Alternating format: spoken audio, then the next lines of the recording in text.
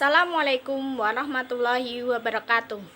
Saya Devita Nurul Febriani dan teman-teman saya dari kelompok 4 akan mempresentasikan hasil kinerja dari kelompok kami yang beranggotakan Augistasya, Ananda Salsabila, Putuneng Tias, Fadil Faisal, Fikri Pranata, Rian Dwi, Gilang Lukman, dan saya sendiri. Di sini kami akan mempresentasikan mengenai revisi Undang-Undang Pemilu koalisi di DPR terbelah.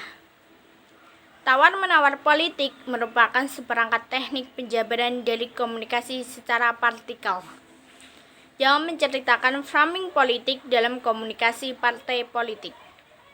Tawar-menawar politik sangat dibutuhkan dalam partai politik karena untuk kelangsungan hidup dan membangun jaringan pendukung serta pemberi suara partai-partai politik. Tawar-menawar politik sedang terjadi beberapa waktu lalu di Senayan.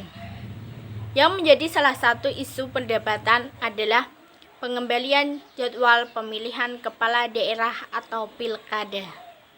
Sebagian fraksi mendukung pilkada lebih baik diadakan serentak pada November 2024, yang artinya sesuai dengan pasal 201 ayat 8 Undang-Undang Nomor 10 Tahun 2016. Di sisi lain, beberapa fraksi menginginkan pelaksanaan pilkada diubah sesuai ketentuan dalam draft revisi Undang-Undang Pemilu pasal 731 ayat 2 dan 3, yakni pada tahun 2022 dan tahun 2023. Isu lain yang diperdebatkan dalam RUU Pemilu adalah ambang batas parlemen dan ambang batas pencalonan presiden. Menteri Dalam Negeri Tito Karnavian mengatakan pemilihan kepala daerah atau pilkada serentak akan tetap digelar pada tahun 2024 mendatang sesuai ketentuan Undang-Undang Nomor 10 Tahun 2016 tentang pilkada. Tito mengatakan rencana revisi UU Pilkada baru akan dilakukan setelah Pilkada 2024 dilaksanakan, bukan sebelum dilaksanakan. Ia menuturkan, saat UU Pilkada disahkan pada 2016 lalu, tidak ada penolakan dari fraksi-fraksi di DPR untuk melaksanakan pilkada pada 2024. Selain itu, UU Pilkada juga sudah disahkan sebelum munculnya kepala-kepala daerah yang terpilih lewat pilkada tahun 2017, 2018, dan 2020. Diberitakan sebelumnya muncul wacana merevisi Undang-Undang Pemilu dan Undang-Undang Pilkada yang salah satu ketentuannya mengubah jadwal pelaksanaan pilkada serentak dari tahun 2024 menjadi tahun 2022 dan 2023. Namun, pemerintah menolak wacana tersebut disusul dengan penolakan fraksi-fraksi partai pendukung pemerintah di DPR. Pada akhirnya, rencana revisi Undang-Undang Pemilu pun dicabut dari program legislasi nasional prioritas 2021. Dalam rancangan Undang-Undang RUU Pemilihan Umum, penyelenggaraan pilkada kembali dinormalisasi.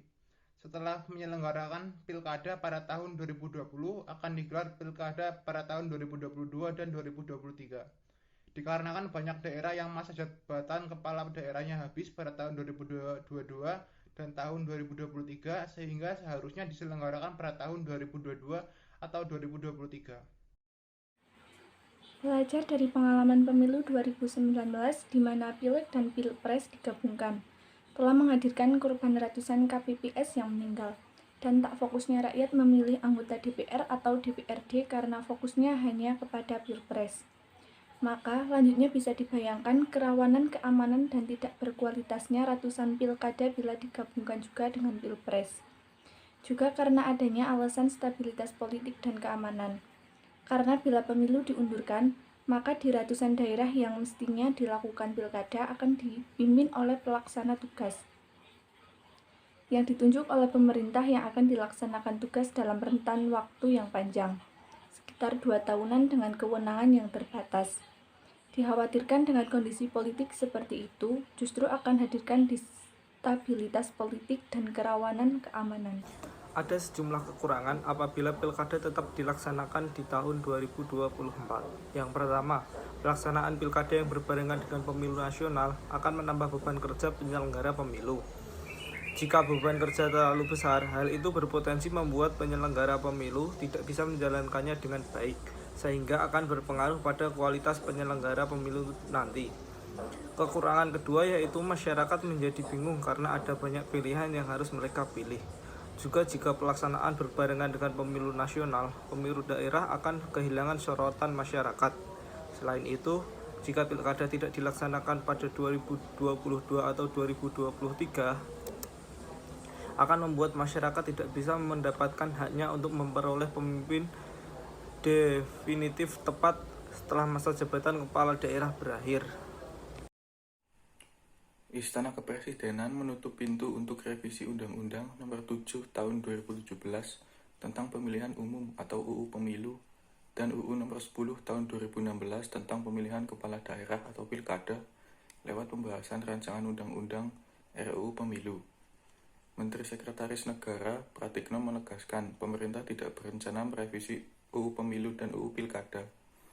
Pemerintah tidak menginginkan revisi dua undang-undang tersebut. Menurut prinsipnya, jangan sedikit-sedikit itu undang-undang diubah, yang sudah baiknya tetap dijalankan. Dengan adanya revisi Undang-Undang Nomor 10 Tahun 2016 terjadi perpecahan dalam koalisi Presiden Jokowi. Dalam hal tersebut, Partai Nasdem, PKS, serta Demokrat menyatakan pro atau mendukung revisi tersebut dan menyetujui normalisasi pilkada. Sedangkan Partai Golkar, PPP, PAN, dan Gerindra tidak mendukung atau kontra dengan revisi pemilu tersebut, namun tetap mendukung normalisasi pilkada tahun 2022 dan 2023.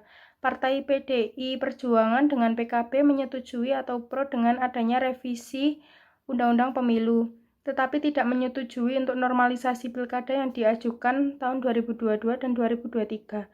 Sekian dari kelompok kami, jika ada kesalahan mohon dimaafkan. Wassalamualaikum warahmatullahi wabarakatuh.